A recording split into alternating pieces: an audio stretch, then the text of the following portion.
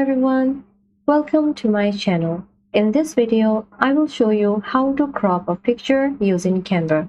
First, open your Canva and click Upload. You can upload your picture from your laptop, or you can just drag the picture on your Canva and Canva adds it to the upload section. Then you can go to Project and you can click Image to see if the image has been uploaded or not.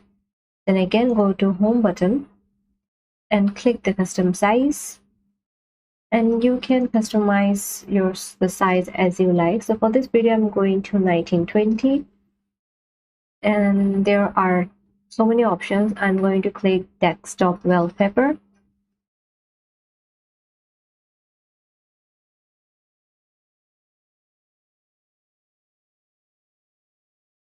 So once the design open, I will just add the picture to the canvas. Now go to Upload and select your image and click on this image, and you will see that there is a crop option beside flip. Select it, and that's open this crop window. And there are so many options like Smart Crop, Freeform. Smart Crop is use AI to crop the image automatically, or you can use Freeform to select exactly what you want. And there are other preset size that you like. You can just select any of that.